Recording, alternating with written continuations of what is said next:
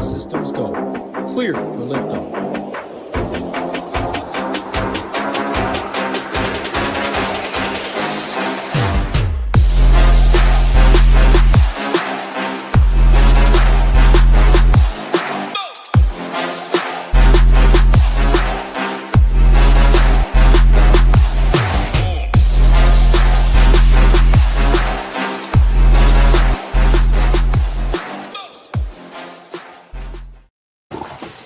What is going on, everybody? Welcome back to a big Wednesday 13-game slate edition of the NBA show. Got my guy here with me every Wednesday, Matt. Big week for you, filling in a couple times, but I appreciate all the work you've done this week. But I'll say what's up to everybody in chat before bringing you in. We got Little Neck in here, Mr. Mike's daddy, Newens, Marcus D, Luis, Ricky, Marquis. Matt, how's your week been going? How you liking your new look Cleveland Cavaliers with James Harden? Yeah, man, my week's been going pretty well. We got this massive slate tonight with that Millie Maker, so a lot to talk about there. The Cavs, I'm excited, man. Like, I love Garland, but Harden is just a step up and an upgrade this season, and seems like they have already started to mesh well. So, yeah, excited about what the Cavs can do in the watered down East and, potentially make a run at this. And as far as shows go, yeah, this is the first of back-to-back shows for us. So I'm pumped about that. Tomorrow should be much lighter and easier. Tonight we got 13 games, which, man, I can't remember the last time we had a slate this big on DraftKings. Yeah, I don't even know if we've had any slates this big this season. Maybe one or two, but they usually try to line up these bigger Millie Maker 888s type of slates with tonight. Yeah, definitely going to be a night where you need to be by the computer. You kind of alluded to that in the slate plan. I got to read that before jumping on. Great work as always, but yeah, definitely a different dynamic. And kind of talked briefly pre-show. The shows can run a little bit longer at times, but on say like this, you don't really need to spend a ton of time talking about every single micro matchup. So there will be some games that we can cross off or just say like a max one type of situation. But yeah, how does the overall strategy, I guess, for you change on a slate like this? Just focusing in on the value and then kind of building around that? Yeah, man, the tough thing about tonight isn't even how many games there are, it's how many questionable guys there are and how many guys that just could show up on the injury report. So it's definitely a slate where in any one lineup, you're certainly not going to be able to play everyone you want. There's more good plays than there are roster spots. It's all about roster construction tonight. As it looks for me right now, it looks like there's a lot of like good value plays, not that many like 3K value plays. So I think roster construction is pretty interesting. I think there's a lot of good like tournament pivots off the guys getting ownership, and I'm excited to break it down with you. Yeah, absolutely. I definitely agree with you there. It's a little bit different situation. We've seen teams really kind of turn up the tanking pretty early on, so you do have the salaries kind of in line with where they should be for their types of roles. But yeah, we'll definitely break it down as we get into the slate. See a couple more people popped in here. What's up, Bob? Kepe Nikela. Hopefully I got that right. And then Nate D and William. How's it going, guys? I'll jump into the first game here on SaberSim. We got the Wizards heading into Cleveland to face on your Cleveland Cavaliers. First game for the James Harden era in Cleveland at home. This will be their first home game, I believe, since they made the acquisition to get him. Q tags in this one. We did get Tristan Vukcevic got ruled out, and then Alex Sarr did get downgraded to questionable. So that could open up a little bit, but all in all, the Wizards are kind of playing things pretty spread out minutes-wise right now, so it makes it a little bit tougher to get to them. But I'll let you break this down. This is your Cleveland Cavaliers, so talk to me about this one. Yeah, so first off with the Wizards side, like you feel like when I saw the Sarr news and then obviously Vukcevic is out, that someone would look good, but like Anthony Gill is the guy that could eat up a lot of those minutes. I'm good on Anthony Gill. I mean, he would have to play a lot of minutes for me to want to get to him tonight. Washington is one of those teams that I'm not overly interested in getting to. Cleveland's the team that's in a really good spot. The issue is, can Washington keep this game close? As far as the Cavs go for DFS purposes, Harden and Mitchell are interesting. We've seen them both be really good in the first two games together. Mitchell has like 55 plus in each game. Harden put up, I think, 52 drafting points last time out against Denver. I think that in a spot like this, either or both of them are likely to get there. I'm probably not going to choose between them. I'm only playing one lineup in that Millie Maker, so full disclosure there. I doubt I get to either of Mitchell or Harden just because of their price tags and how many good plays there are in this slate. But one guy I'm really, really interested in, and I'm interested in hearing your take, because center is loaded tonight. Obviously, Jokic up top. We've got Day'Ron Sharpe, Paul Reed, guys that look really good at their price tags. But man, Jarrett Allen was already looking good and showed that monster upside game in Portland before the Harden trade. We know what Harden does for his big men, Embiid, MVP. I mean, he's done this in his entire career. Allen with 40 plus DK points in both games with Harden. Great spot against the Wizards. He's only 7K. I think he could smash this price tag at very low ownership. He's the guy I'm really interested in this game from the Cavs. How do you see it? Definitely agree with pretty much everything you said there. For Washington, going to be a max 1, and I would probably be fine if I don't have any. Even if Sarr got ruled out, they still have a good amount of bodies. Then you're starting to like pick between Anthony Gill or like Will Riley, who has had a couple of big games, so I would have a little bit of interest in him, but that's about it. And then, yeah, the Cavs offense looks great over the last couple of games with James Harden, 124.9 offensive rating over the last 2 games, which is the 4th best over that span. Defense not been as good, 120.3 defensive rating, and 68 minutes with Harden on the floor drops to 124.3. So there's a chance that the defense could be somewhat bad or at least worse than what we have seen from them early on, but they still have enough guys, especially when they get Mobley back. I think that'll definitely help them. But yeah, I think that totally agree with you on the Harden and Donovan Mitchell stuff. I think both these guys are fine. Donovan Mitchell has actually been a little bit better with Harden on the court this season from a per minute standpoint. Obviously a small sample, but definitely having a guy like him to take away some of the attention that he has been seeing in some of these games, I think could help his overall efficiency. But there'll definitely be a hit to his usage and just overall assist and rebounding numbers for sure, sharing the court with Harden because he does so much. But I agree with you on Jarrett Allen. The only issue I have with him is that if we didn't have like 2 of those like lower 5K guys, like if you took out 2 of those guys, then I would absolutely love Jarrett Allen because, like you said, I mean, Harden unlocks these big games from these big men. He's always been so good in the pick and roll, and we've seen it from Jarrett Allen over the last couple games with James Harden. So I totally agree. The issue is that I really think that like Ware and Reed and Sharp all have 50 plus DK point upside at their price tag. So it's a little bit tougher to get there for me. And that's not even talking about Jokic. So I get it. I get it for sure. I just feel like all that I agree with, but that's also why he's going to be really low owned. And, you know, it's maybe potentially tonight going with a little bit of a different roster construction. But I'm with you. Like on paper, those guys all look better. Yeah, I totally agree. We've seen slates like this in the past where these like it's kind of like a dead range of centers. It just makes it a little bit tougher when we have such strong value. Like even if he goes for like 45, I don't know if that's going to be enough. Yeah, and the problem is like to your point, like it's not like we just have one of those guys where if Allen gets 45 and that guy gets 30, then you've got a good jump on the field. It's likely that one of those guys scores in the 40s at least. So that means you need like 50 plus. Yeah, exactly. Or you're playing Allen with that guy and then foregoing Jokic. So I'm with you. It's a slim and a narrow path for sure. Yeah. I'm definitely going to have some Jarrett Allen in my player pool because he has done really well against Washington, and it's clearly a spot that we've loved attacking with centers. So definitely think he's in play. But if you're building like 1 to 3 lineups, I think he might be out of play. Like I'll probably get there if I'm like hand building 10. I would probably get Jarrett Allen in one of those. That makes sense. All right, we can jump over to Atlanta at Charlotte now.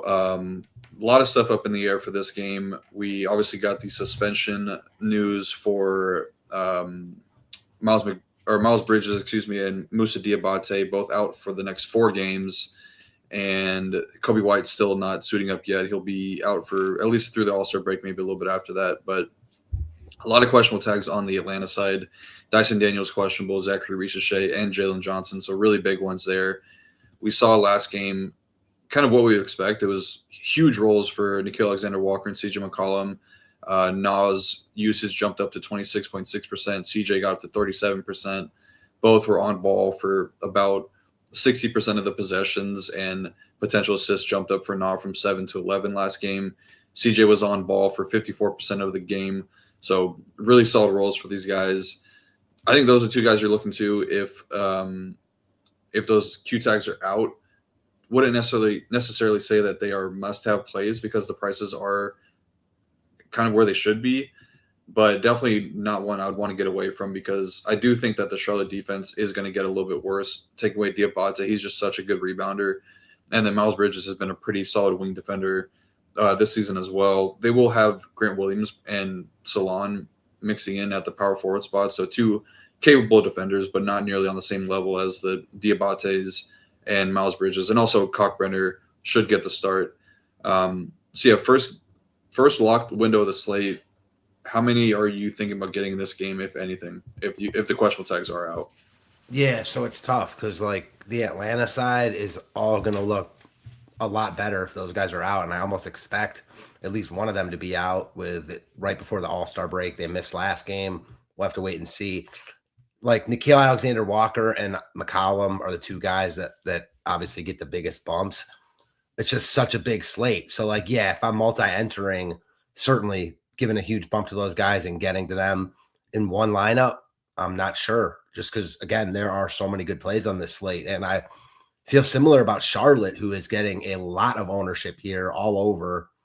I get it. Like these guys are projected to play more minutes and have a bigger role with Bridges out, but I don't know how comfortable I feel on a 13-game slate to go to LaMelo Ball at 8K when he's still not playing massive minutes. Like he's projected for more tonight, and he can certainly get there in 28 minutes. Like his upside when he's on is really high. But at ownership on such a big slate with so many good point guards, like there are 5 point guards between 7,800 and 8,200, like right with him in the middle that I think are just as good as him getting a fraction of the ownership. So I'm a little bit leery on Charlotte. Brandon Miller at small forward. Small forward is always weak, so I get that. He's also getting ownership. This game is going to get a lot of ownership, and I get it because it's a really good game from a DFS perspective, but there are other really good games from a DFS perspective, so I'm just not sure how good it is. Like, if Jalen and Dyson are out, are Alexander Walker and McCollum or one of them, like, would they be priorities for you in single entry stuff if you were playing? I don't think I would say that. There's a couple really strong guard options I like down low over them. I would probably want to set like a max 1 rule of those guys that would be available for Atlanta. Mainly, I'm pretty much just keeping CJ and Nickeil Alexander in my player pool. I don't think I'd really want to get to a Kongwu with all the great center options, but I'd be fine with one of those guys, not both though. Okay. Yeah, and then about Charlotte. Yeah, for Charlotte, I kind of agree with you. Like, they are getting a little bit of outsized ownership. This game has the 4th highest over-under on the slate, and it's a really close spread. So you're definitely going to see pretty much full minutes from these guys. I don't know if they play one more time before the All-Star break, but could be a situation where they just let their guys play full minutes and really try to come away with a win against a possible shorthanded Atlanta team. So, like, I'm fine with all these guys at the ownerships that they're at. I definitely think that LaMelo is probably my favorite at 8K because he's just a little bit too cheap, and starting to see the minutes kind of settle in like the low 30s, maybe closer game he gets up to like 34, which would be really good for his price tag. Kalkbrenner is kind of a pretty big teardrop down from all the other centers that we'll talk about a little bit later. I just don't think they really are showing a willingness to play him a ton. But I'm okay with Grant Williams at 3.8K. I think that he his position is pretty fluid. Like, he'll probably play a good amount of power forward and center tonight, and definitely a guy that can hit for big games at times if he's hot from a 3-point range. But yeah, I don't think I really want to get outsized exposure to this game early on when we do have some pretty big Q tags later. Yeah, I like the Grant Williams shout out. Like, he's not a guy I'm ever rushing to play, but at this price point, with Musa and Bridges out and like them just not really wanting to play Kalkbrenner much, I get that. That makes sense. All right, yeah, we'll jump into another game. this is probably one of the more unappealing games on the slate. Milwaukee at Orlando. These teams just played on Monday. Huge blowout win for Orlando. There's a little bit of value potentially opening up on the Milwaukee side, mainly just from a role perspective. Some of these guys could look a little bit better. Ryan Rollins got a midday downgrade with a right foot plantar fasciitis, which is not good. That's definitely something that could linger for a while. KPJ's been out playing him and has had much better role when these two guys are sharing the court together, so he's kind of the obvious choice. And I think it's a pretty good matchup for him. I'm always pretty willing to attack Orlando with point guards just because they don't really send a ton of help to a guy like Jalen Suggs. And their pick and roll defense has been pretty bad for the past couple of years, pretty much since Suggs has been a focal point on their defense. So I'd be fine with KPJ. 7.9K I feel like is a reasonable price tag. He's probably getting up to like 35, 36 minutes. This is his fourth or fifth game back since returning from injury. So he's kind of the clear guy that would benefit from Rollins being out. That'd probably be where it starts and ends for me in Milwaukee, though. Orlando, I just don't see myself wanting to play these guys. Good matchup for them. Milwaukee's been really bad defensively, mainly guarding the three-point line. They don't really have those types of guys that kill them. I would say Suggs and Bane have been shooting the ball better, so I'm okay with those guys. But it's a max one for Orlando for me. Also getting Franz back. Should continue to come off the bench for a couple games, most likely, and he's definitely going to be very limited. But, just when he does play, he does take on a good amount of usage, so it hurts all these guys in a pretty big way. Is there anything else that you're seeing in this game that I'm not? Because it looks pretty gross. Yeah, it looks pretty gross, except for KPJ. KPJ is one of these point guards, like priced basically right at LaMelo Ball. That's not going to get, like, he'll be half as owned as LaMelo, and he's been better than LaMelo. So it's not as good of a spot, but he's going to play more minutes, and he's half his owned. So, like, he's one of, like I said, 4 or 5 guys priced right around LaMelo that I could see pivoting to. I'm with you that I think LaMelo's a good play, but I'm also with you that I think the ownership's outsized. So I think this is just a good spot to get different with guys that project very similarly that for one reason or another aren't getting as the ownership. And KPJ is the main guy. He's really the only play from this game I'm even considering, though. Yeah, I think it's pretty easy to make the case for fading pretty much everybody besides KPJ in that game. All right. This will be a fun one to talk about. Indy at Brooklyn. We saw the Pacers come away with a surprise win on the road in overtime against the Knicks, but then proceeded to rule out all of their main guys tonight. Really big game in terms of the tanking implications that it has for both these teams.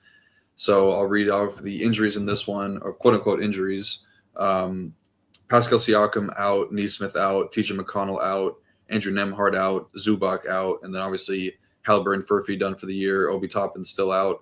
And then questionable tags on Micah Potter and Jarris Walker.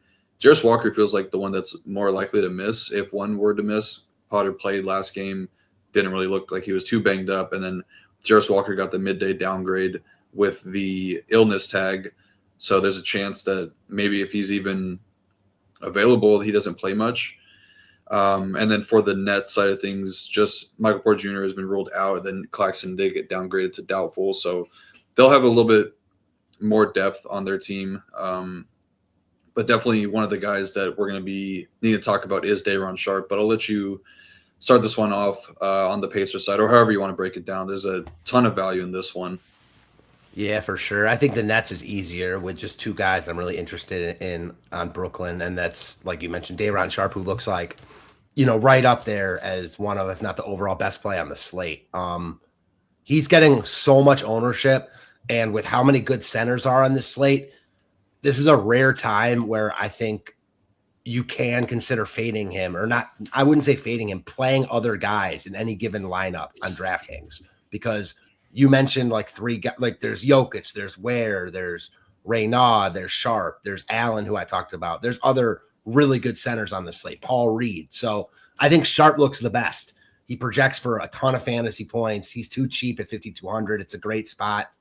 I will most likely be playing him, but there are other really good centers. It's a 13-game slate, and he's going to be, we know how ownership gets in NBA these days. Like, he's going to be 75, 80% owned. So take with that what you will. The other guy I like on Brooklyn is Danny Wolf. I compare him to like Kel'el Ware. I think Ware has much higher upside at 5,100, the same tag. It's just so much easier to roster Wolf at power forward.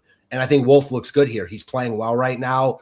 No Porter Jr. has kind of solidified his minutes a little bit, and then no Claxton. So I think that just helps him even more. So I like Wolf and I like Sharp a lot. Those are the two guys from Brooklyn. A little bit tougher to know exactly what to do with Indiana. Quentin Jackson looks like the best play on the Pacers right now. Shooting guard, small forward eligible. You know how I love that. Easy to roster. Fits basically any type of roster construction. Cheap. Playing really good ball right now. 36 plus DK points in back-to-back games. A lot to like there. Cam Jones, Kobe Brown. I think those are two cheap guys you can look at. You know, we'll have to wait and see on Jarris Walker. I'm more with you than against you, that even if he plays, I'm not that interested in him. You made a good point. Micah Potter, sure. Not excited about it, but he's 3,600 and could have a big role tonight. So I think Indiana has good filler pieces. I don't know if Fitz is the type of slate where I want to roster like a bunch of Pacers on any one lineup, though. Yeah, pretty much agree with you there. I think that the situation could change a little bit because if one of Walker or Potter misses, which I feel like is like a pretty good chance one of those guys misses, they'll only have 8 bodies tonight. So it's kind of the magic get away number. From. Yeah. So if that's the case, if it's Walker that's out, I mean, Kobe Brown looks really, really interesting at 3.5K. They traded for this guy. Yeah, that's my favorite guy too. Yeah, I feel like he was more of like a throw-in in the trade, but was a guy that did have an impact in terms of fantasy a couple times with the Clippers, and he looks like he's a decent talent. They would just be so thin. Man, Jeremy Sochan just got released. I was literally saying, like, I saw that he got ruled out, and I was like, why don't they just release him? Like, they couldn't find a home for him in the trade market. Just let him go, find somewhere else. But yeah, that finally happened. So it's cool to see. Hopefully he goes to somewhere he can actually play. But yeah, Kobe Brown, if Walker is out, I mean, he's going to have to play a ton. They would have no wing depth really. So I'm definitely keeping an eye on Kobe Brown tonight as the guy that I want a good bit of, because I think that he's pretty solid at 3.5K. Like, small forward is usually a spot you'd rather just spend down than spend up. So I'm kind of into him. And then, I think Quentin Jackson, one of the better value plays in the slate. I mean, he's probably the most talented guy on the roster. If you take, I don't even know, like maybe he's better than Jarris Walker. He's really good, like just a really solid player. He's better offensively for sure. Yeah. Maybe not like a overall player, but I feel like he's got a really, really solid offensive game and has been playing great basketball, really solid per minute producer. And like you said, shooting guard, small forward eligibility makes him very, very interesting. So I definitely have a lot of interest in Quentin Jackson, Kobe Brown in particular.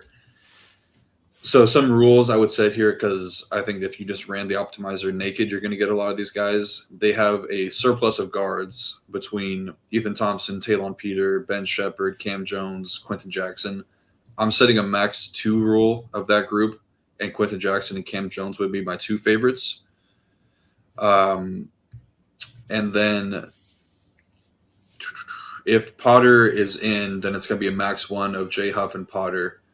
And then I think that's pretty much it, because then it just leaves you Kobe Brown as a guy you can play with pretty much any grouping, which I'd be fine with, because I really do think that if he's starting and Walker's out, he's playing like 35 plus tonight. As for the Nets side goes, I'm pretty much with you. It's pretty much just Sharp and Wolf for me. Just think I like Traore and Demon as talents, but just not on this slate. 13 game slate, just a little bit too big. They're also, I think, slightly negatively correlated, starting alongside of each other. So even if you are considering them, I would be max 1 of those 2 guys. But yeah, Daron Sharp, clearly one of the better center plays on the entire slate. Just a really, really strong per minute producer. But like you said, there are ways that you can not fade him, but just not play him, because all the other guys in that same range are equally as good. And I would say that, like, Paul Reed in a game where Detroit is going to be trying to win makes a little bit more sense. Like, same thing for Khalil Ware. Like, these teams are trying to win. I would say that the Nets would be pretty happy losing this game. So if Sharp is playing too well, there's a chance that they just cut his minutes down a bit. He has played more than 30 minutes in every game that he started this season, so should be pretty solid regardless. We can move on to the next one unless you got anything else you want to add about that game. No, I'm just dreading the day like 3 weeks from now when we're spending $7K on Jeremy Strahan on the Wizards because he's dropping like 40 fantasy points in 30 minutes every game. Yeah, could see that. That would be a pretty funny fit, but on whoever, yeah. But you know how that goes in NBA DFS. I just thought that they did a pretty poor job developing him, like try to make him a point guard when he is not. I also thought that he probably thought he was a little bit better than he was. Like there'd be times where I would watch him alongside Wemby and he's like calling for alley-oops when Wemby's standing under the basket. And it's just like, it was just a weird fit. They've fallen into obviously Wemby and Castle and Harper in the draft, but they overdrafted Sohan for sure that year. Yeah. Won't have to worry about him anymore though. He's gone. So all right, we'll jump into the next game. Detroit at Toronto. Obviously, the big news in this one: Jalen Duren and Isaiah Stewart are suspended. Isaiah Stewart got suspended for 7 games. Jalen Duren for just 2 games, I believe. So we should see a front court that consists of for sure Paul Reed starting, and then who gets the backup minutes? It's probably going to be Tolu Smith. He was the guy that got there last time. But they actually don't even know who else they have behind him that could play center. So I'd imagine it's going to be Tolu Smith. But Paul Reed is obviously the main guy that we really need to be talking about. And then we do have a spend up in this game, a couple spend ups with Cade on one side, Scotty Barnes on the other side. It's going to be really easy to get to these guys if you love their matchup or love their upside in particular. And we should expect the Detroit defense to get a little bit worse. Jalen Duren and Isaiah Stewart, 2 of the better rim protectors. I think Paul Reed's solid, decent shot blocker, but I don't really know how he profiles as like an actual defensive presence in the paint. But yeah, this game has a modest total, 223, but a really close spread. Toronto's favored by 1, so it could be one of those games where they go over the total. Maybe we luck out into like a overtime situation. But yeah, how are you handling the Cade stuff and the Paul Reed stuff in comparison to what we've already talked about on the slate? Yeah, so this game is appealing in the sense that it's a tight spread, 2 good teams. Certainly Detroit's really good, but not a great game overall from just an overall DFS perspective when considering the other games on this slate. That said, the 2 guys you mentioned wildly in play, and neither going to be like crazy highly owned. Reed projected to be like a quarter of the ownership of Sharp. And I get it. He's projected for a few fantasy points lower and he's 300 more expensive. But man, like at that ownership discount, and I love Day'Ron Sharp. Like I don't know if there's ever been a slate where he's starting and he's priced, relatively cheap like he is today, where I'm not just jamming him. But man, the ownership discount you're getting on other really good plays that can 10x their price tags. Paul Reed, Kel'el Ware. I'm interested in Reed here, like big time. Cunningham also not going to get a ton of love because he's 10-2, fairly priced, and you've got Jokic on this slate. And Cunningham's been good, but he hasn't shown like massive upside recently, so he's just going to fall through the cracks a little bit. I like him. If I were multi-entering, I'd probably be over the field in one lineup. Really, really tough to get to him. But Reed, man, I'm strongly considering him in my one lineup. There's obviously a bunch of centers I like. Sharp is the best one, but like, is he really that much better than the other guys? I don't know.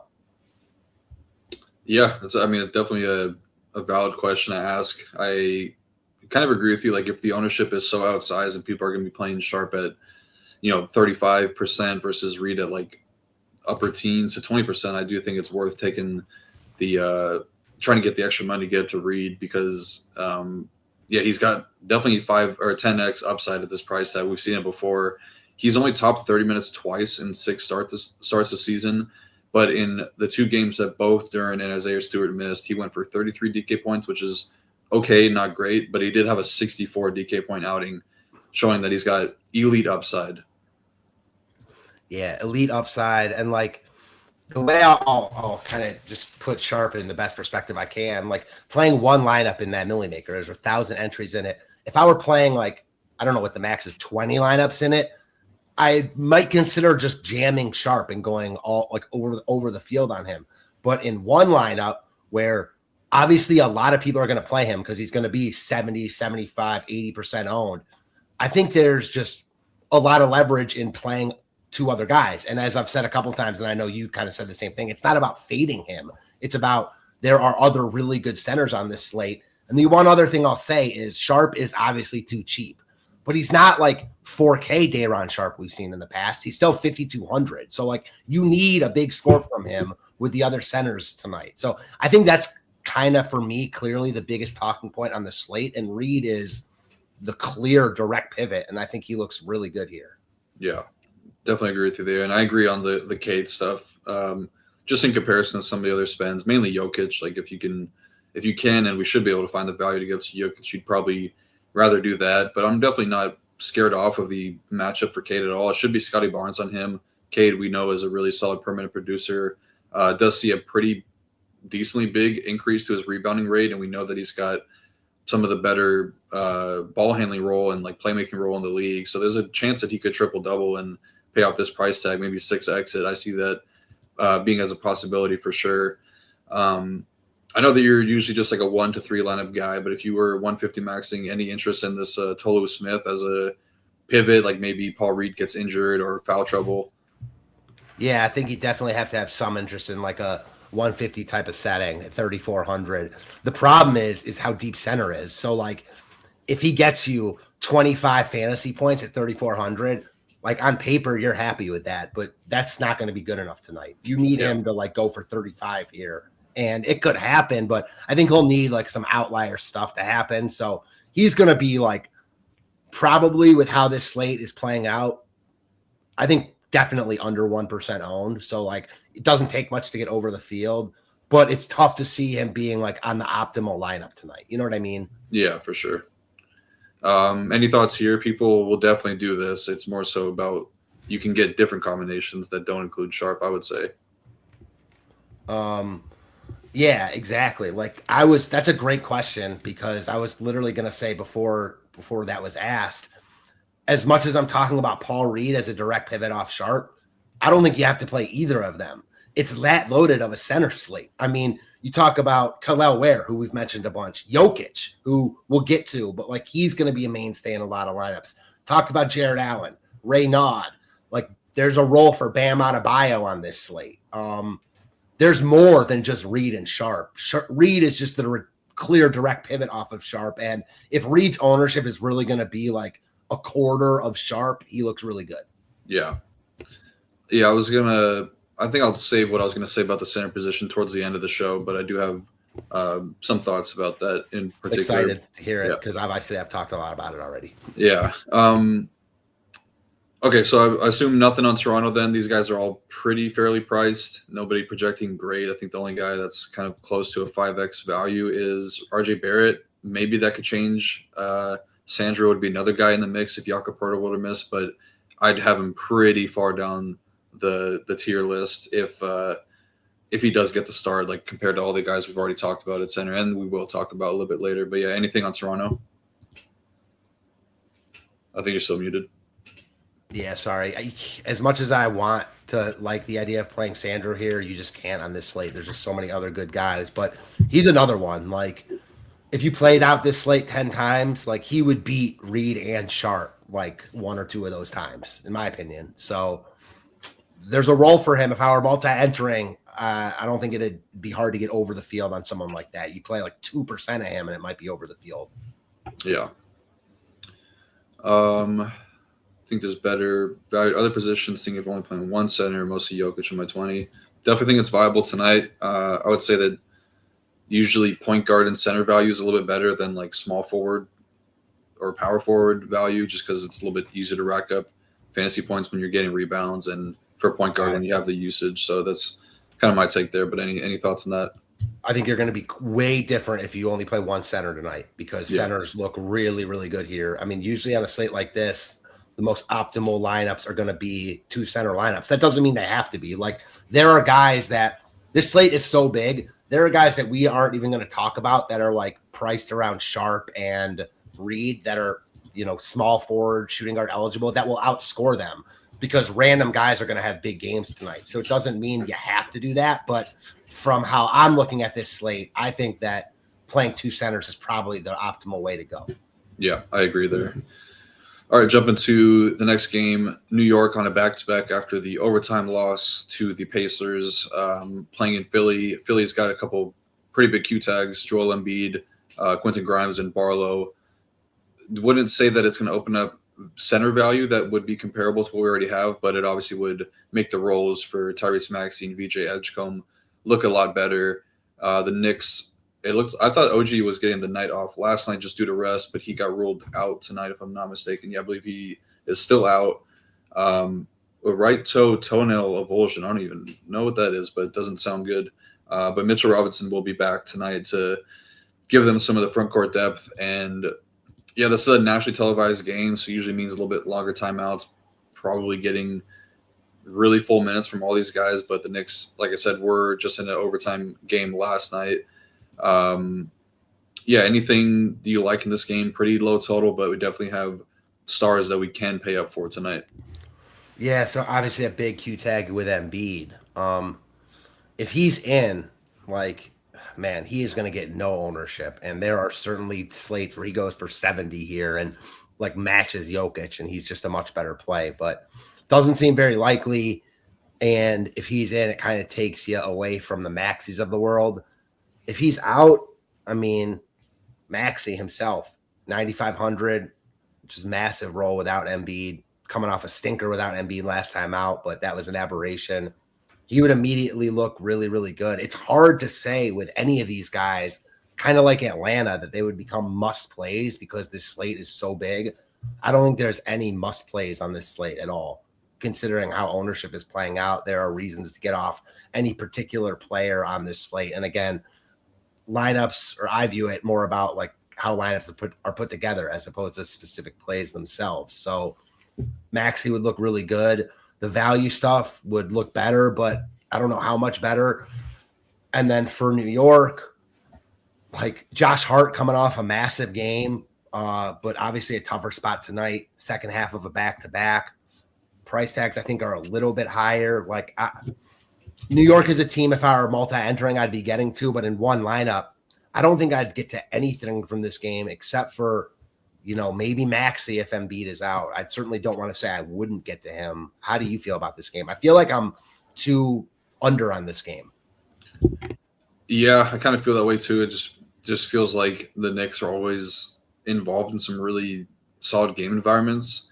But yeah, these guys are priced up. It's going to be tough to play Brunson over some of the point guards that we have in the same range or even cheaper. Also, he's kind of struggled in the matchup against VJ Edgecombe, so it's not a great spot for him. And then Cat at 8.1K normally be a spot that you definitely want to fire him up, but just with the strength of the center position, he's pretty far down the list for me. He's done pretty well against Embiid in the past. I like the shout on Hart. 7.1K is a big tag for him, but he's coming off of a huge game and generally just gets a lot of really weak defenders on him that will leave him open. And he's shooting the ball really well this season. Just saw him go for a triple-double last night. So obviously the upside is there. So I'm okay leaving my player pool. But yeah, I think it's going to be a max one of the Knicks, probably max one of the Philly guys too. Wardo likes Maxey tonight because no OG. I believe it's been a lot of, if I'm not mistaken, I think Maxey been guarded by Mikal Bridges. Yeah, he's seen Mikal defense third most over the last 3 seasons, so would expect that to be the case. But Mikal's done a good job against Maxey too, holding him to just 15 points per 75 possessions. Really good. I think Maxey had a decent game against the Knicks earlier this season. He just plays so much, and if Embiid is out, then it's kind of hard to see him fail in a big way. I would say that he's got a better chance of hitting than failing if Embiid is out. Anything else you want to add in this game? No, I guess just to put it in a little bit of perspective from how I'm seeing it. Let's say that Embiid is out and the 2 Atlanta guys are out. How do you view Maxey compared to Alexander Walker and McCollum as far as priorities go? Or are you not there yet? Because I get it if you're not. I think I'd probably have Maxey ahead of those guys, and I think the main reason is because we're going to need to spend our money, and I think there's a better chance that we wind up in that 9K range versus the mid to the 7.5 to 6.8K range. It might be a dead zone for them, kind of like we talked about with Allen. Yeah. Yeah, there's really, really solid shooting guard, small forward value down low tonight, so it's going to be tough to like get outsized ownership on those guys or outsized exposure. But I definitely think that they are in play. But I would probably just side with Maxey. I think that the role is just going to be undeniable for him. And yeah, like Wardo said, the Knicks they've been struggling a little bit without OG. Would you have any interest in VJ if those Q tags are out? He's getting cheaper. 6.6K is not a terrible price tag for him. No, you're buying low, coming off a couple rough games. He's cheaper, but I just think he's in that dead zone. And like everyone in my lineup tonight, again, only playing one lineup is going to be a big priority. I can't see it. If you want to tell me in 150 you're getting a little bit over the field, I get that. If you were to say that, I'd like to know who you'd be getting under the field on, though, because there's always a correlation there, and I don't really see it with VJ right now. Do you? No, not really. He's played a ton of minutes in games against the Knicks this season, so definitely will be opportunity for him. But if all those guys are out, I mean, I don't think any of the Philly guys that are going to be playing are bad plays. Yeah, I agree there. Yeah, we'll see what happens with this game. I definitely see this one being close and competitive, but Vegas seems to think it's going to be lower scoring, so we'll see what happens there. All right, a very frustrating team to talk about, Chicago at Boston. Chicago is somehow finding a ton of minutes for all the guards that they have. They basically have really like one big man on the roster with Nick Richards, Gershon Yabusele, pretty small for a center, and then Patrick Williams is not really a center, so they're very thin in the front court, like we'd expect. I don't even know if they signed anybody recently that could help there. They still have Lachlan Ulbrich, but haven't been really giving him minutes. So they'll be thin tonight. No, all these guys are doubtful. Trey Jones, Jalen Smith, and Josh Giddey. So pretty unlikely to play. Yeah, I mean, they're running a tight rotation, but it's a lot of guys that kind of take up the same positions, a lot of guards that you'd want to play if you're playing Chicago. Also a huge spread. Boston favored by 13.5. So really, really good chance that this game blows out. Boston's obviously going to be bombing away from three. If they get hot one quarter, it could turn into a 20, 30-point lead at some point. It's worth noting that Colin Sexton did play into blowout last game, so they might look at him there. But, yeah, I mean, I see this as a tough spot to get to on the Bulls side. I have interest in these guys, but now they're all getting a little bit priced up. So is there anybody that's really standing out to you on the Bulls side? Because it's getting pretty tough for me to pinpoint who to play here. Yeah, I think that with how you broke it down and how I agree with that, the only guy I really like is the cheapest guy, and that's Dillingham. And it's just so hard to get to him on this slate. Just because, again, like I'm only playing one lineup. I don't think I can play Dillingham in that lineup. Like, because as much as I think he's sneaky and could, he's the guy because he's the cheapest. He also is fighting for minutes with Sexton and Simons and Ivy, and he's the low man on the totem pole. So on any one night, with how they're splitting it, he could be the guy, and he's my favorite. I kind of wish I was multi-entering because of that, like playing 150, because I would get like 3% of him and be way over the field. But other than that, I don't think you can do it. Nothing really on Chicago. And then Boston, it's Jaylen Brown or bust. Brown, the problem is the blowout, but we know that he can get there. Weak small forward position. So I'm with you. I'd rather spend down, and I probably will spend down, but there's also merit in just nuking the field if he goes for 60 here. So that's it for me. Probably a game I just pass on, though. Yeah, I agree with you. I do.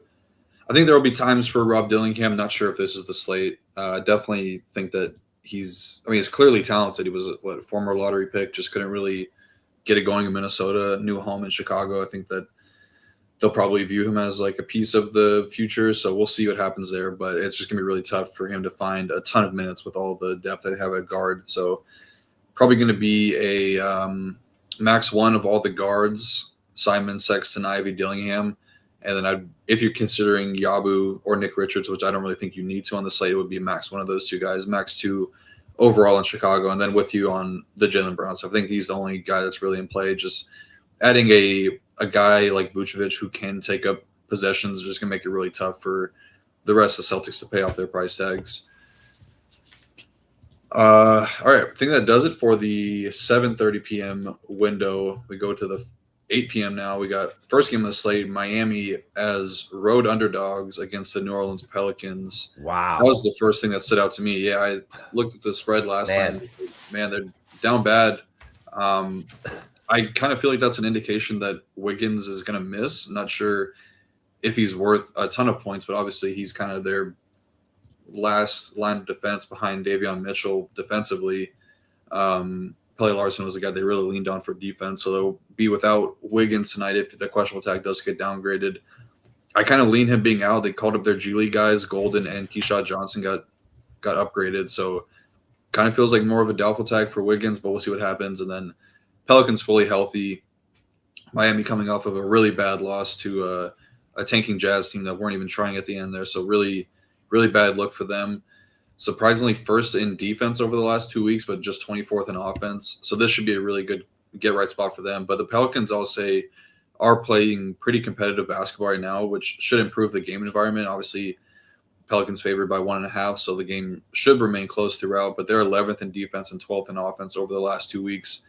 Both these teams kind of lean more three-point funnel. Obviously, the Pelicans not great defending really anywhere, but they have been better lately. But their rim defense has been bad. Transition defense been pretty bad as well.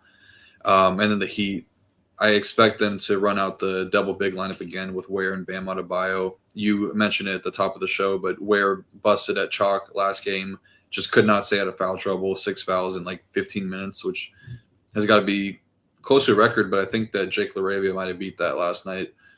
But yeah, Khalil Ware I'm pretty excited about because he was the one that really stood out to me in that low 5K range of centers that weren't getting as much ownership as they normally would if this was, say, like an 8-game slate. But any normal slate. Yeah. A normal slate. Yeah, I mean, compared to all these guys, he's got to have the best matchup between Paul Reed, Day'Ron Sharp, and I mean maybe Reyno has a better one. Sharp probably is right there with him, but from what we've seen season long, it's got to be Khalil Ware with the best matchup, and he's got a ton of upside. Been really, really strong from a per minute standpoint in the minutes without Hero and Norman Powell, and then you take off Wiggins, he becomes like borderline elite, 1.43 fantasy points per minute, just 134-minute sample. But I think going back to last year, it's pretty much in line with what we would see tonight. So I like Ware as the guy that I'm using as a pivot off of some of the chalkier guys, or even playing with some of the, like, I'm fine having him with Sharp, fine having him with Reed, fine having him with Reyno. But yeah, I think that he's in a pretty good spot here. Then it gets a little bit thinner. Kasparis has been playing really good lately, but they have 3 point guards that will see the floor. A guy that I would keep an eye on for value at power forward would be Simone Fontecchio. It'd be a good matchup for him as like a 3-and-D guy. If Wiggins were to miss this game, I think that they'd really rely on him for a decent amount of minutes, and solid per minute producer, 1.1 with Wiggins off the court this season. But yeah, talk to me about what you're seeing in this game. I think that it's got pretty solid, like, I don't know if you need a game stack on this big of a slate, but if there's one that's going to shoot out and be close, it could be this one. You took the words right out of my mouth, man. Like, I don't know if a full game stack is the way to go on this slate because there's so many good plays in so many different spots, but this is like on the short list of games for me that I really, really like. I love seeing New Orleans as a small home favorite here. I think this game is competitive, high scoring. Miami's going to look to get right. New Orleans just playing good ball right now. So I'm with you on Ware. Like, I'm playing one lineup. I'm not sure I'm going to get to him, but he's definitely on the short list. I think his upside is massive here, and he just can't be that highly owned because you've got Sharp, you've got Reed, you've got Jokic.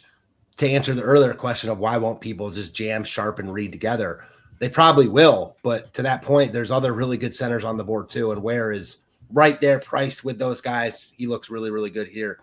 I think Bam, certainly I like him better when he's starting at center, but he's just playing massive minutes, huge role, is going to feast in this spot. And if for some reason they change their starting lineup and like Ware isn't starting, then Bam gets a bump for me. So I like Bam either way, but yeah, Miami looks good. Kasparis is another guy that would get ownership if this were a normal slate. Not as much as Ware, but 3,900, playing good ball right now. He seems to have kind of supplanted Drew Smith as the backup point guard. I do think it's like who's ever playing well, but he's playing well right now. So I think it's Ware, then Bam, then Kasparis, and then if Wiggins is out, I think you could potentially get deeper, especially if you're playing a bunch of lineups. And then from New Orleans, Trey Murphy, he's another point guard priced right with LaMelo that I like here. I don't know if I like him more than Kevin Porter Jr., my boy Isaiah Collier, who we'll get to. Like, there are a bunch of really good point guards tonight, but Trey Murphy's in that mix. And I like New Orleans in this spot. Jeremy Fears has a role, shooting guard eligible as well, 4,500 coming off a big game. Got some blowout run, but we know he can get there. He's talented. Zion, I mean, he just lacks upside, so it's hard for me to prioritize him. All in all, like, as much as I like this game, I don't know how many pieces I'll be able to get to from a DFS perspective, but not going to be surprised if multiple get there. Sadiq Bey, I like this game. Yep, I agree with you. The Pelicans look pretty solid here. Just Miami, a team that can give up a ton of threes, so that would mean Trey Murphy and Sadiq Bey for me. And we've seen Murphy. I mean, he's shooting really well right now. 57.5% from three over his last 3 games. Had like what did he go for, like 12 3-pointers against who was it that game? That monster game, Atlanta? Milwaukee. Yeah, Milwaukee.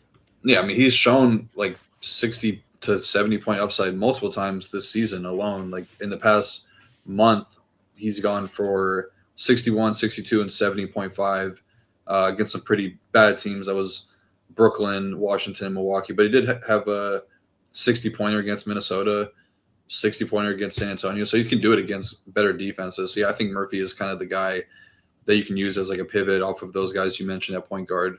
The LaMelo, I think he might be a hair behind KPJ, but if I was using it like a tiebreaker, if I had Ware, competitive game, maybe Trey Murphy makes a little bit more sense as a correlated piece. And if you have like Sharp or Paul Reed, then you go KPJ, something like that. Yeah, and it's also like there is an ownership discount on Murphy here. Like, he's not going to be nearly as owned as LaMelo and probably KPJ if and when Rollins is ruled out. So, like, I do think that those guys probably project a little bit better, but at ownership, give me Trey Murphy here. I already mentioned another guy I like. That there are a bunch of really good point guards on this slate. And just, you asked me at the beginning to give like my outside view on this slate, and now I can do it. As much as crazy as this slate looks from the outside looking in, when you break it down like we are right now, it's just wild, man. Like, we're just a little bit over halfway through. Like, this is just an insane slate. Yeah. So I always enjoy doing these one-day slates with you. Kind of start to see the forest through trees a little bit once you get deeper into the slate. So it's always good. But yeah, I agree with you. I think Murphy is a pretty strong tournament play tonight. I think that'll do it for that game. I did like that you mentioned Kasparis, but yeah, just a little bit tougher to get there on this big of a slate. Okay, Portland at Minnesota. Two teams that were playing really good defense earlier in the season, but have kind of slipped as of late. Portland has provided some really good game environments. They just haven't been on a ton of main slates because they usually play later, being on the West Coast. But they're bottom 6 in defense over the last 2 weeks, 6th in offense, and 9th in pace this month. The Wolves are 17th in defense, so well below their season average, but 5th in offense over those last 2 weeks. I won't really spend too much time on the Blazers tonight because I feel like they are a team that is healthy and not really playing their guys enough minutes to really be entirely viable. But the Minnesota side, definitely one that we could spend some time on because Anthony Edwards did get the downgrade throughout the day to questionable. I'm not sure when that report came out, but if it happened the day of, like, illness tags are, I don't know what the hit rate is on them, but there's a pretty good chance that he would miss tonight. So some value or some mid-tier upside plays could definitely open up in Minnesota because we know that guys like Julius Randle, Naz Reid, Bones has been a guy that's really picked up a bigger role with Ant in the past, but a little bit of a different situation now because they have Ayo Dosunmu, who's a guy that they traded for, so I don't know how much I would expect Bones to play here. But yeah, I mean, the game environment looks really good. It's a solid game total, close enough spread where we could get full minutes from these guys. Denny was on his way to around 32 minutes, I believe, last game, and everywhere around the industry has him projected pretty low. Sabres got him for 30. I think I've seen some other places in like the 28-minute range, 29-minute range. I feel like he's probably closer to like 32, 33 than he is to 30. But even then, in 9.2K, you really need him to do a lot in those minutes, and it's going to be a tough spot for him going up against Jaden McDaniels. So, yeah, is there anything in this game that you're you're waiting on. Obviously, the Ant news could change things a little bit, but these guys are priced fairly appropriately, I would say. Yeah, so with Denny back, nothing on Portland's a priority for me. And Minnesota, the only guy that really is in play for me here, if Ant is in or out, is Julius Randle. So he's a guy I like as is and would become a really good play if Ant is out. The problem with the guards is like you mentioned, with Dosunmu there now, they've got a plethora of them with Bones Highland like having a real role. So I think Bones would be my favorite because he's the cheapest, but he's not cheap anymore. So yeah, like he's not super cheap anymore, I should say. So it's really just Randall for me. And I think Randall is like a cog in the machine type of play, ho-hum, big upside game last time out. So like he has it in him. With Ant out, I would like him more. But all in all, this is not a game I'm going to be going to like in drones and DFS here. Yeah, I wish that this was like if it was like a 4-game slate, I would have a lot of interest in some of these secondary pieces on the Wolves, because Blazers are really getting killed in transition right now. They've been turning the ball over a ton. So like it could be a spot where you see Jaden or Dante go for like 3-4 steals, something like that.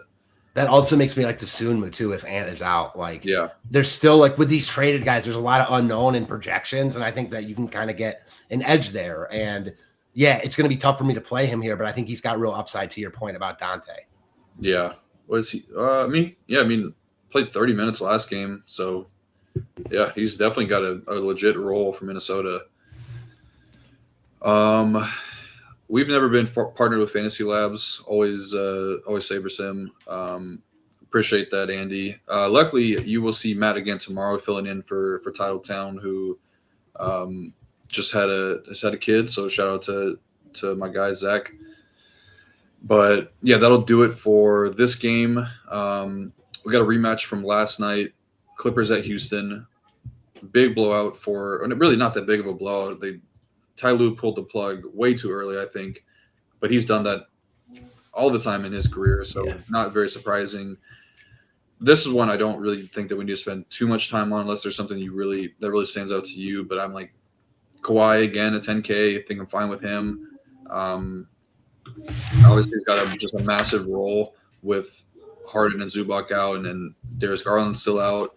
Matherin is back or is playing, so he'll take a little bit of usage away from him, but not enough to really take away from him. He's been great from a permanent standpoint. It's just Houston's favored by almost double digits now, and the Clippers are just so bad when you take Kawhi off the court. It's like the Jokic effect we saw a few years ago, where the bench was just so bad he had to come back early.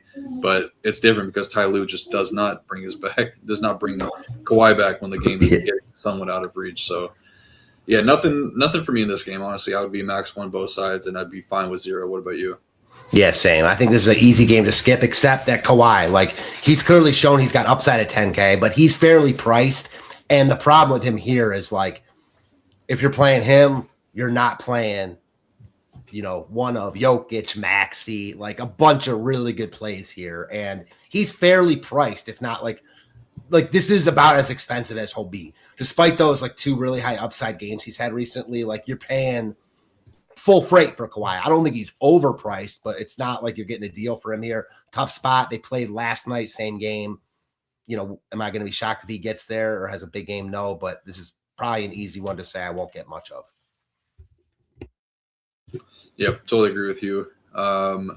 Yeah, he did. He went with Tucker. I thought he was going to – I figured after he said he likes the alliteration, he'd go with Tucker, but he asked me which one I like better, and I initially said Weston, but Tucker's obviously a great name. All right, so we didn't spend much time on this one. We spent a little bit more time. Actually, this is probably another one we don't spend too much time on. OKC against Phoenix. Spread did go in OKC's favor over the course of the day, and that's probably because Devin Booker and Jalen Green did get downgraded. Expect those guys to probably miss tonight. So normally if this was a smaller slate, like we've been saying, then you'd have interest in like the Dylan Brooks, Gillespie. I guess, they are guys that you can consider tonight because they're a little bit thinner than they normally were. Cole Anthony, I don't know if he's going to if he's going to play with them or if he's just injured, but yeah, Grayson Allen is out too. So definitely thinner than they normally were. So yeah, Gillespie, Brooks, Jordan Goodwin are guys that would be in consideration for me. And then OKC, I don't think I'm getting to anybody. I saw Lou Dort getting a little bit of ownership. Actually, I don't even know if that's. Yeah, no. So OKC is kind of an X out for me, but I think Phoenix could definitely get better. So anything that you're thinking about in this game, OKC, Phoenix? It's funny. No, I had the exact same like thought train when I saw the news and kind of thinking about it. Like, it's probably too big of a slate for the Phoenix guys, or is it? Like, because with Grayson Allen out, if you get Booker and Green out, yeah, I think there's a role for the Phoenix guys, Gillespie and Brooks mainly. And I expect the Bookers of the world not to play. Obviously, he's the big one. And the other thing that it does is it gives you, late roster spots, which we don't know what news is going to come out. Already during our show, Stephon Castle is questionable. So like that could potentially open some stuff up with San Antonio, which is a late game. And there's 4 other late games. So if nothing else, it buys you time. But as is, like with those guys out, I think Brooks and mainly Gillespie for me look good, right on the precipice of probably too big of a slate. They're still in play. Yeah, I mean, luckily San Antonio they left that game off, so we don't have to wait around for that one. But the point remains. That it's just a 13. That would be the 14th game, but the point remains. Things could happen throughout the slate that could change things up.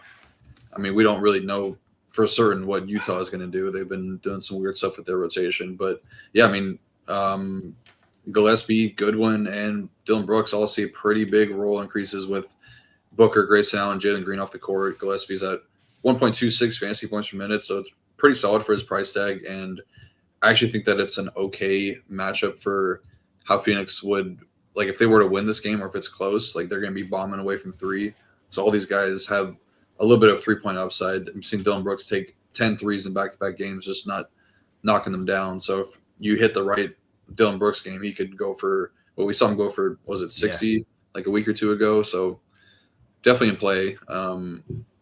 But yeah, I think that overall the game environment looks a little bit worse. OKC is obviously still one of the best defenses in the league.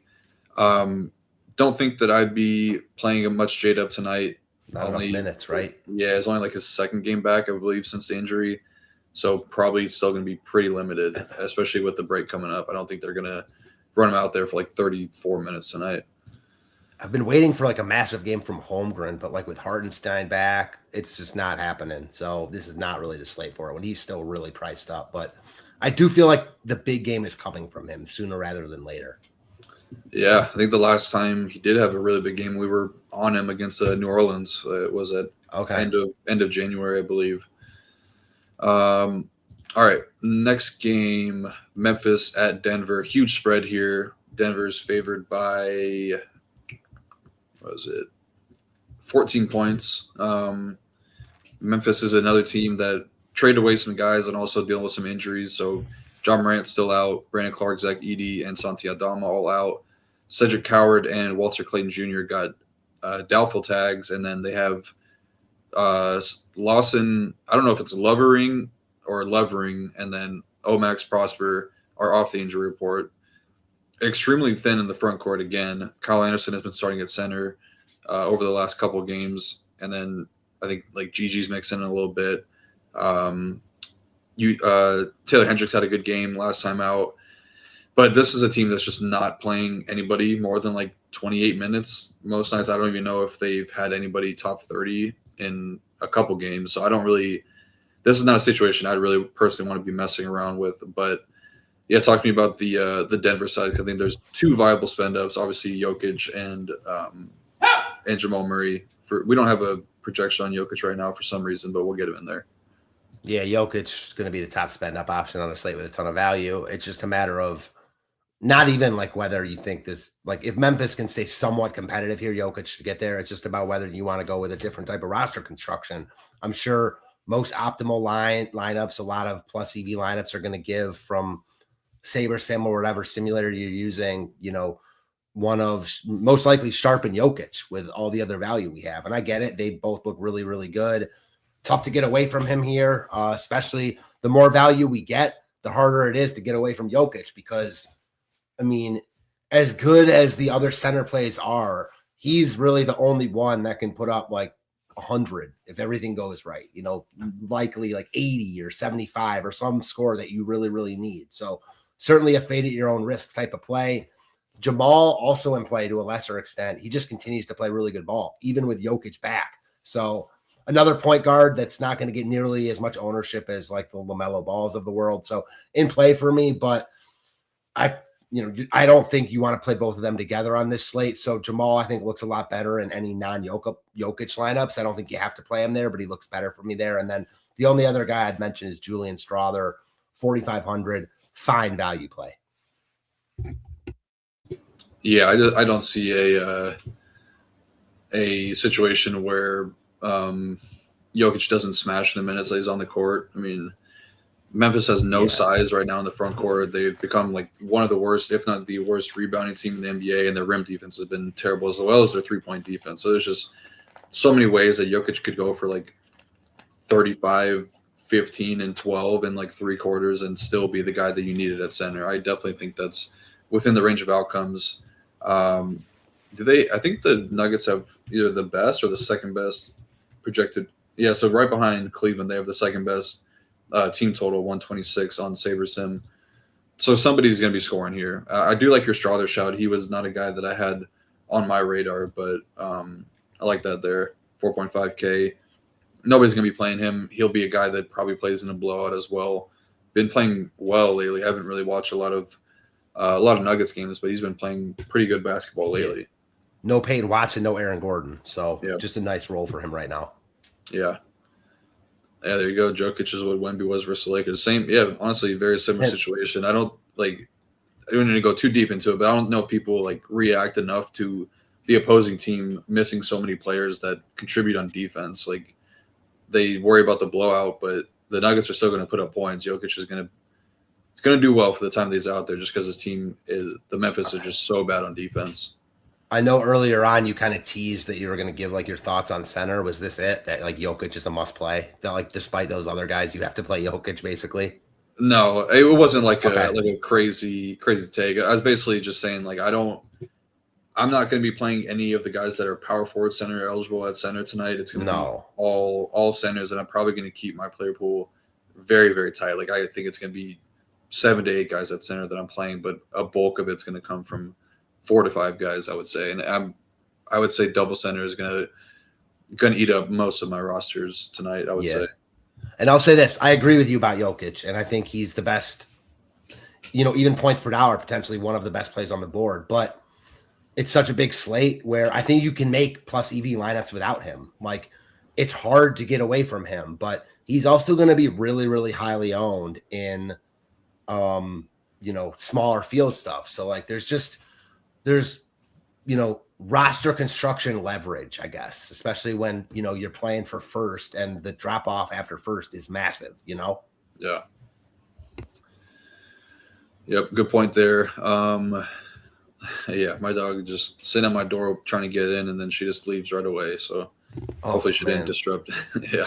Whenever my wife is not home and I do a show, like my dog is so annoying doing that, like in and out, like it's just crazy. Yeah. My dog runs the household for sure, though. She's the boss. Mine used to before we had kids. Now the dog just sits in the corner hoping to not get bothered. Yeah. All right. So last game on the slate, the one with the biggest, second biggest, first, second, whatever, biggest tanking implication, Sacramento at Utah. Utah favored by 5.5 right now. I'll let you kick it off. I have a slightly contrarian take on what Utah will do tonight, but talk to me about the Kings. Yeah, for me, it's mostly about the Kings here. Like Utah, it's Isaiah Collier is the guy I like. Probably no surprise. Even last game, he still played 34 minutes. We're not going to get like the 48 minutes without Keontae because I feel like they've reached now the point where he's too good to play most of the fourth quarter, which stinks and makes it so I don't like him as much. But another guy priced around the LaMelo Balls of the world, Trey Murphy, that I like. I want to hear your takes on Collier. But as far as Sacramento goes, they look really, really good here. 3 main guys for me that were in the slate plan that could all be potential core plays. Nick Clifford, Dylan Cardwell, Devin Carter. I've been on Carter since the jump. was on him that first game where he got a little bit of run, wasn't great, and then has just proceeded to basically smash ever since. Huge role right now, and with all these guards out for Sacramento, he's going to play big minutes, and he's a guy that produces when he gets on the court. So Devin Carter getting a ton of ownership, but at that price point, hard for me to get away from him. I do view him as a similarly good play on this slate as Sharp. And while in a vacuum, Sharp is the better play, I think safer centers, etc. There are so many good centers. I think they do look similar tonight. Nick Clifford just playing massive minutes. They want to see what they have in him. Just likely to get there on mass, just volume, not volume, but just minutes alone. So I like this spot for him. He's still affordable, good position eligibility. And then Cardwell is playing more minutes because he's been good and because they're missing guys, kind of just a grinder inside, and he's still really cheap. So those three guys I think are really good plays on this slate. They're all getting owned, but nothing crazy outside of Carter because of how big the slate is. I'm interested to hear your take on Carter at his ownership, and then Collier mainly. And then, the other guy is obviously Ray Naw here, coming off a monster game last time out. Add him to the list of $5K to $5,500 centers that look great tonight. Yep.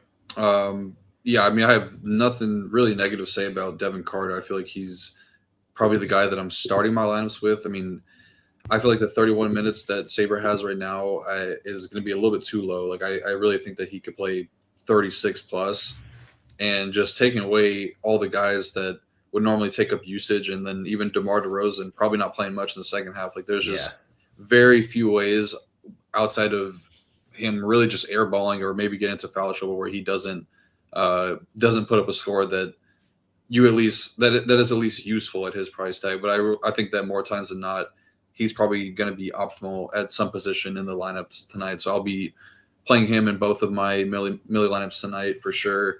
And then, Ray Naud is a guy Ray Naud, you just have to compare him to the centers that we have. He just coming off of a 50-point DK outing. What do you have, like 19 rebounds in that game? And Utah's been giving up a good amount of fantasy points to opposing centers all year long. So there's really nothing negative to say about him. We'll do a little bit of a center and point guard ranking at the value position. I feel like those are the spots where it's really condensing at the end of the show.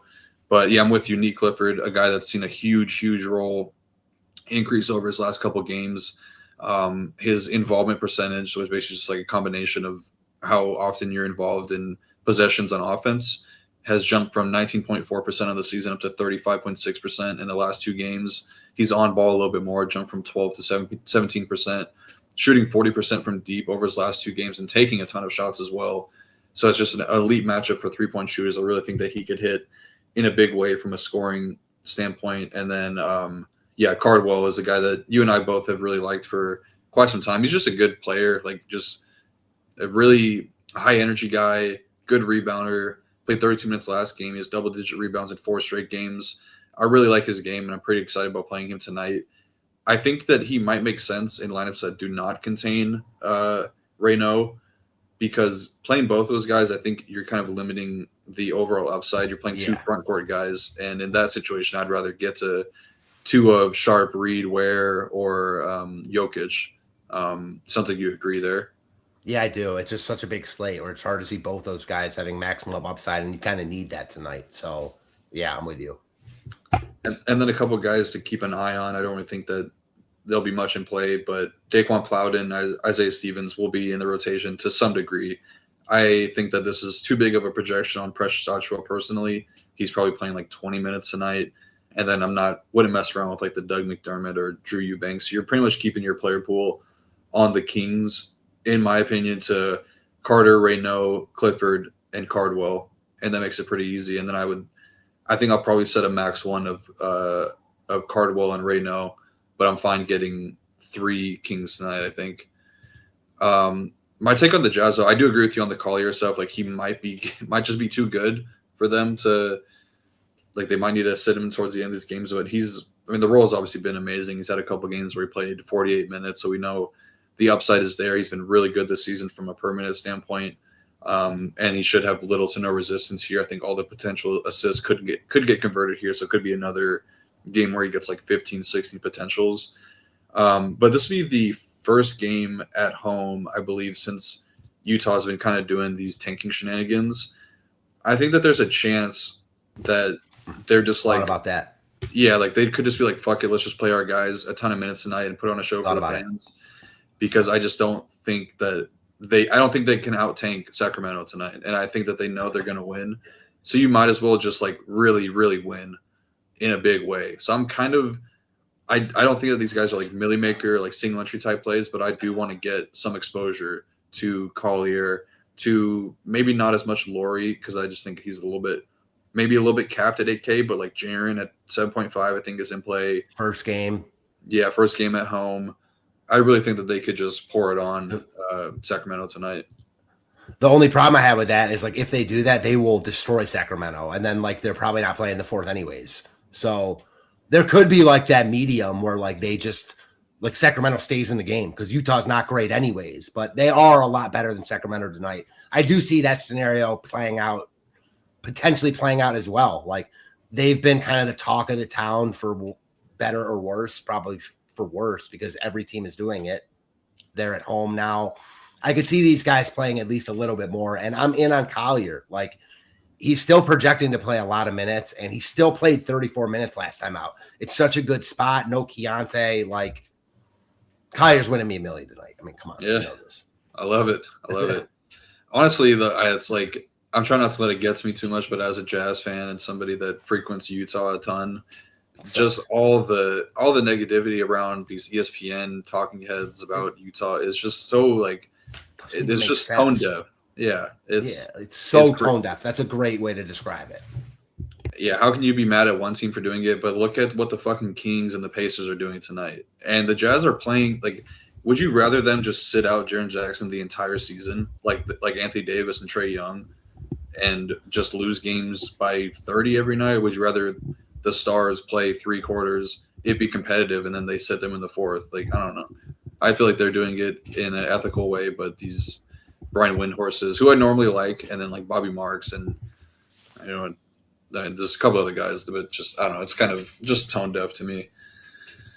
But that's my little tanking rant there. It's going to be a lot worse as we get closer to the end of the season, but I've been going for an hour, almost 20 now, but I do want to do a quick little value breakdown.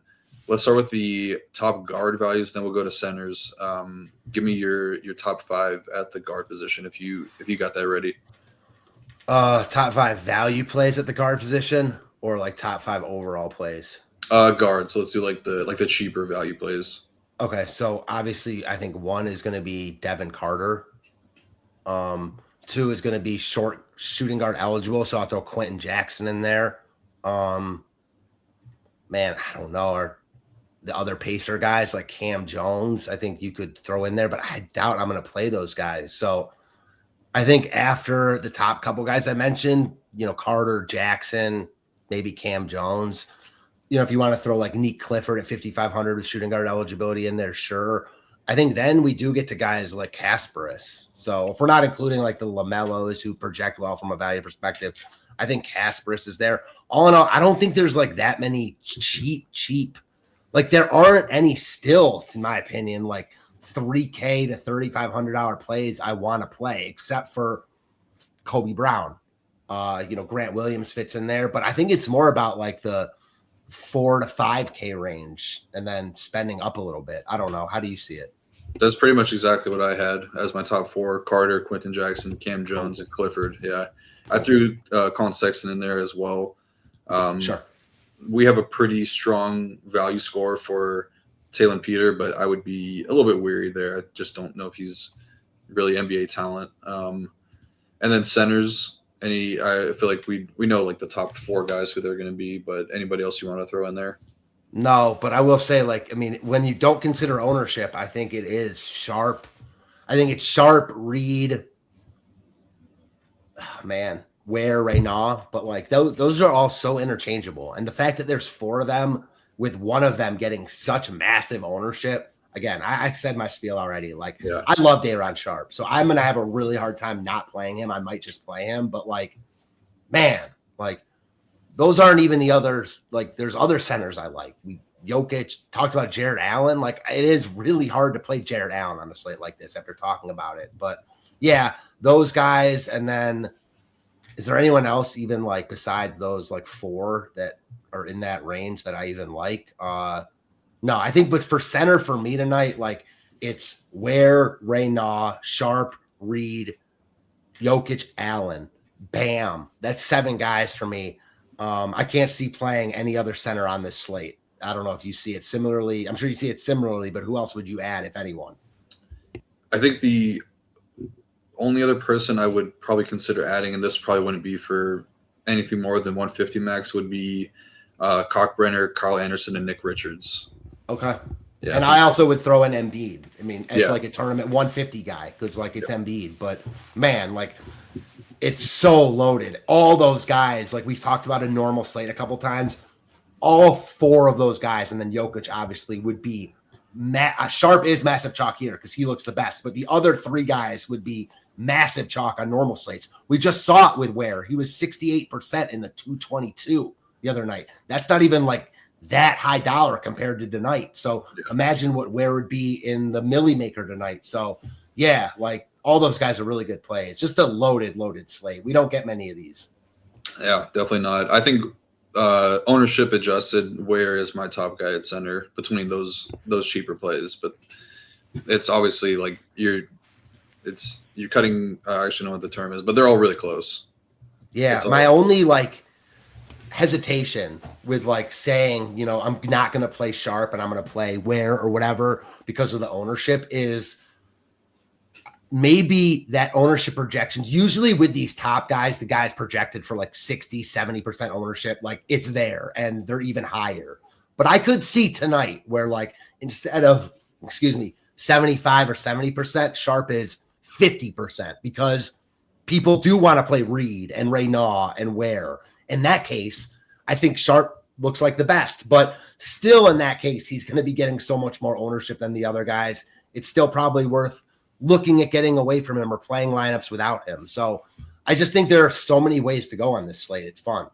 Yeah, definitely. Just did sort, or I changed the source to high stakes MME because that's what we'll be using for the Millie Maker tonight. But you see Darren Sharp and Paul Reed, the 2 highest owned guys currently. Could definitely change, but that's what it is currently. You think that those 2 guys will both be higher owned than Jokic? I do. Yeah, I think that people will probably feel pretty comfortable going double spend down center and then trying to find elsewhere, which makes getting up to Jokic like a contrarian option. And I think that you're locked in for like 62 points at minimum. Yeah, I don't know. I personally think Sharp and Jokic will be the most popular pairing, but I'm not going to be surprised at all if it's Sharp and Reed. It will be Sharp for sure. He's projecting so well. Whether it's Reed or Jokic, I think it's going to be one of those 2 guys. And then I do think we're going to get a massive ownership discount on Ware, and that's really, really appealing. Yep, absolutely. But all right, that is going to do it. Went hour 22 today, but always a good time talking hoops with you. And we'll be back tomorrow I haven't checked yet, but I'm assuming it's going to be a much, much smaller slate. So be excited. I think that's the last one before the All-Star break. We'll get a couple days off and then be back next week. But yeah, for Matt and for Rio, we'll be back tomorrow. Good luck tonight, everybody, and we'll catch you later.